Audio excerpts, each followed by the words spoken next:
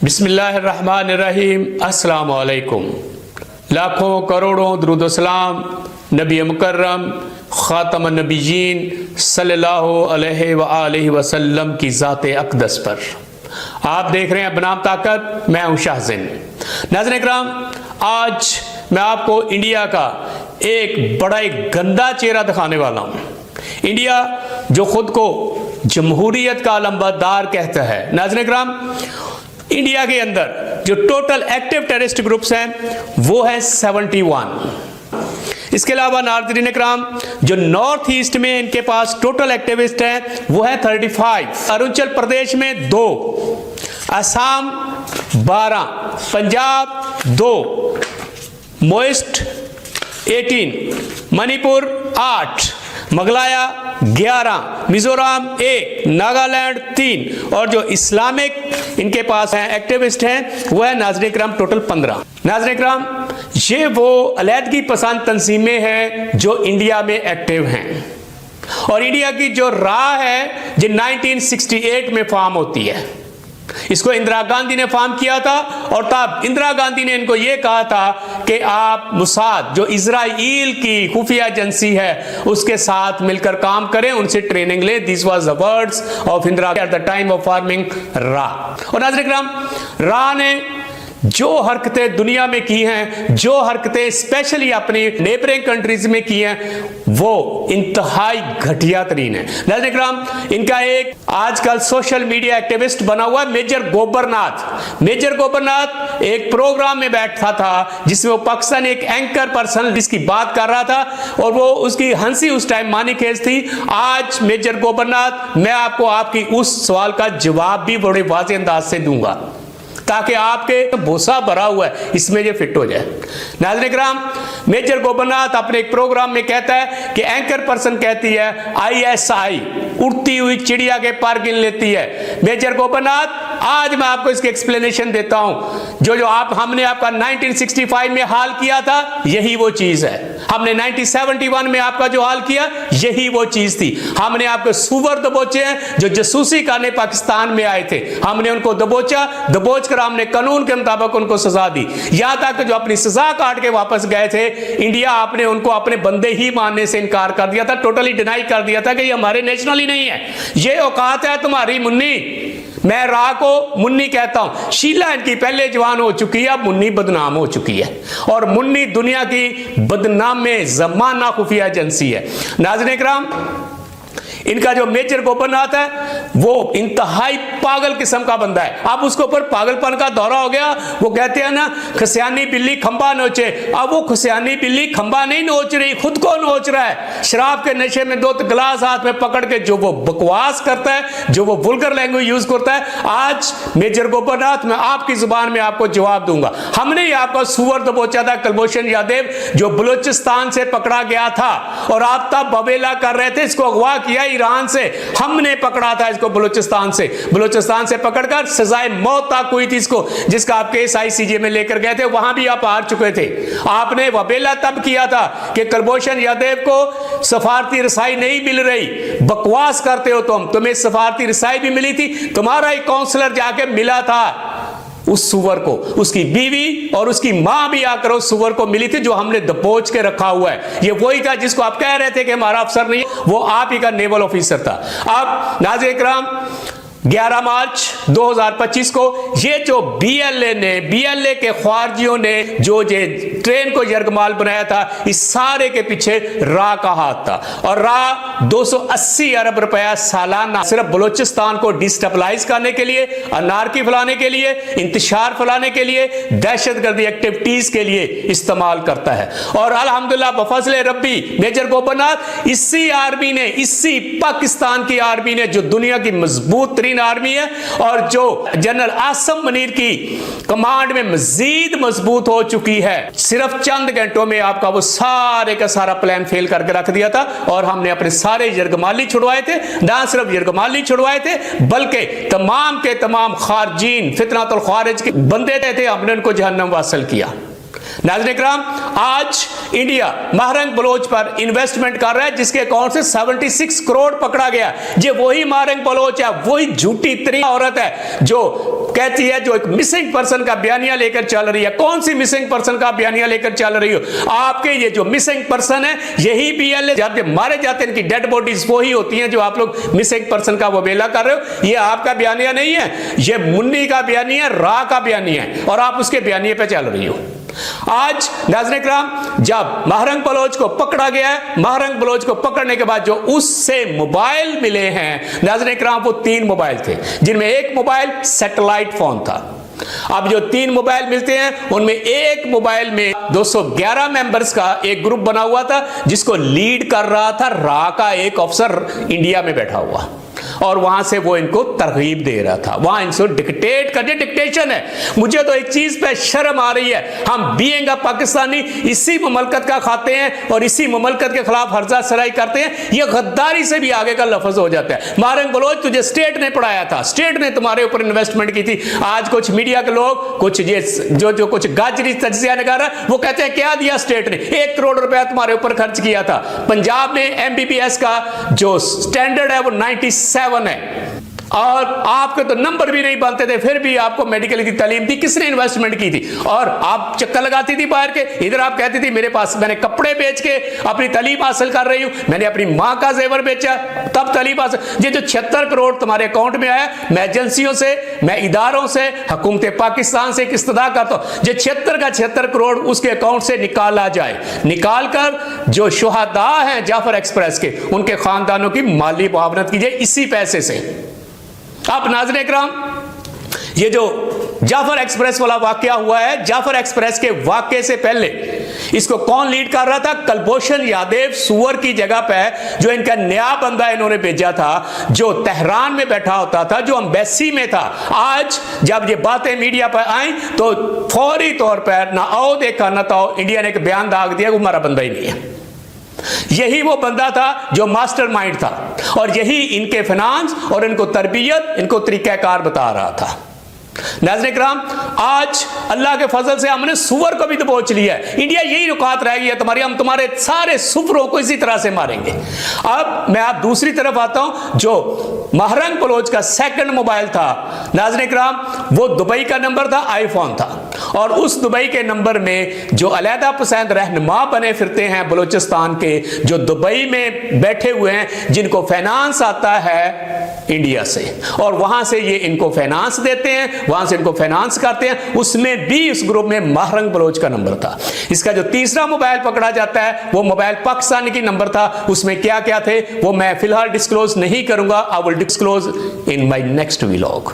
अब नाज़रीन इकराम, जाफर एक्सप्रेस के साने के बाद इंडिया का एक मकरू चेहरा जो उभर कर दुनिया के सामने आया, अब इंडिया का कोई भी बंदा कहीं मुंह दिखाने के काबिल नहीं है। यही बुच्चर ऑफ गुजरात जिसने 2,50,000 मुसलमानों का कत्लेआम किया था गुजरात में, ये ऑलरेडी पागल हो चुका है। नाज़रीन इकराम, ये कुदरती तौर पर होता है। आप एक इंसान का भी कत्ल करते हैं तो आपका दिमागी तवाज़ुन सेट नहीं रहता। इसने तो 2,50,000 का किया था। इसके अलावा जो इसने साजिशें की हैं श्रीलंका में, बांग्लादेश में, नेपाल में, भूटान में, मालदीव में, अब नाज़रीन इकराम ये सारी चीजें एक्सपोज होकर आ रही हैं और मैं यूनाइटेड नेशन से एक मोतबाना रिक्वेस्ट करूंगा to declare India as a terrorist state. ये इंडिया टेररिस्ट स्टेट है और ये इनकी जो मुन्नी है जो 1968 में पैदा होती है, ये उम्र के लिहाज से बच्ची है।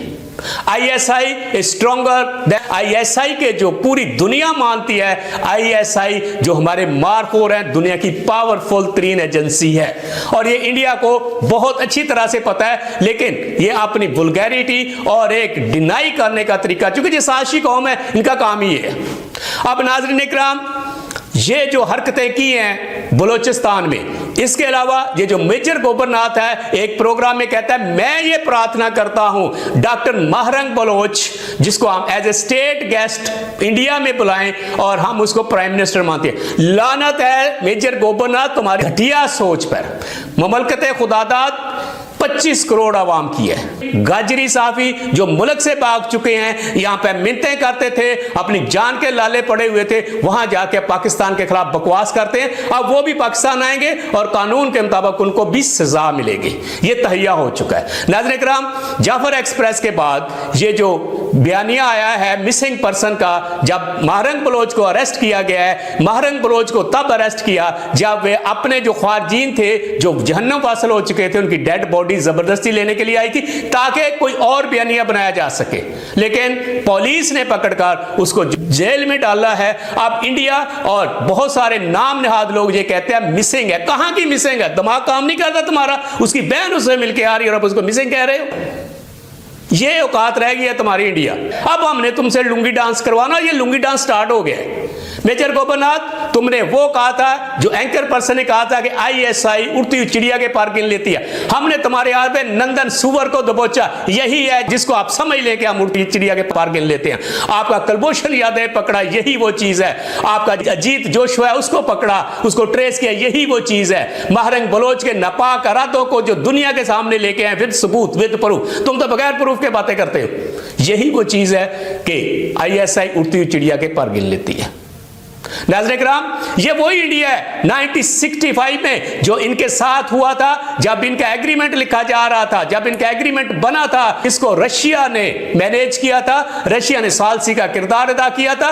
जब वो सुबह एग्रीमेंट आता है, लाल बहादुर शास्त्री जो एट दैट टाइम इनका प्राइम मिनिस्टर था, जो ताशकंद में गया था, सुबह जैसे ही पढ़ता है हार्ट अटैक हो जाता है। यही वो चीज है मेजर गोपनाथ, ऐसे उड़ती हुई चिड़िया के पार गिन लेती है। और जब उसके कपड़े उतारे थे स्नान के लिए या वट एवर के लिए, उसको बनैन फटी हुई थी। मैं तुम्हारे दूसरे लीडर्स के बारे में अभी बात नहीं करना चाहता। अगर आपने हमारे किसी भी लीडर के बारे में, पाकिस्तानी के बारे में कोई बकवास की ना, तो बहुत बुरे तरीके से हम जवाब देंगे। We are not Balochi, we are not Pathan, we are not Punjabi, we are not Sindhi, we are one, that is Pakistani. This आप अपने दिमाग में चीज को फिक्स कर लें, वी आर पाकिस्तानी। आज जो गैलप सर्वे आता है वो लिख रहे हैं कि 86% अवाम, पाकिस्तान की जो अवाम है वो अफवाज पाक से दिल से मोहब्बत करती है। ये जो बाकी है ना, ये गद्दार है। सिर्फ वो गद्दार जो अफवाज पाकिस्तान से नफरत करते हैं, इनके खिलाफ फर्जा सराई करते हैं, ये वही गद्दार है। नाज़रीन इकराम, पाकिस्तान जो ममलकत खुदादाद है, जिसको 14 अगस्त 1947 को अल्लाह रब्बुल इज़्ज़त ने मुसलमानों को गिफ्ट किया था, 27 रमजानुल मुबारक की रात थी।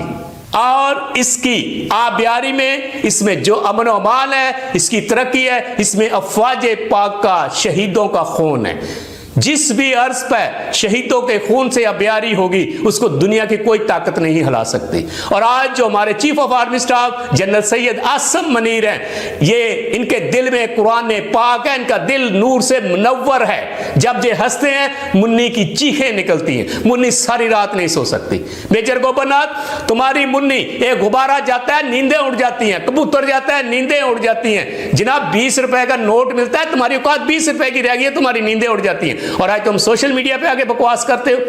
जनरल जीडी बख्शी जो 2 स्टार जनरल था, ही इज रिटायर्ड, उसके जरा प्रोग्राम उठा के देखे, मुंह से झाग निकल रही है नफरत से। इतना बुखराहट का शिकार हो चुका है। वो जो लफ्ज यूज करते हैं, आज मैंने जनरल जीडी बख्शी वही लफ्ज आपके मुंह पे मारे। हाँ, हमने दबोचा था तुम्हारे सुअर को।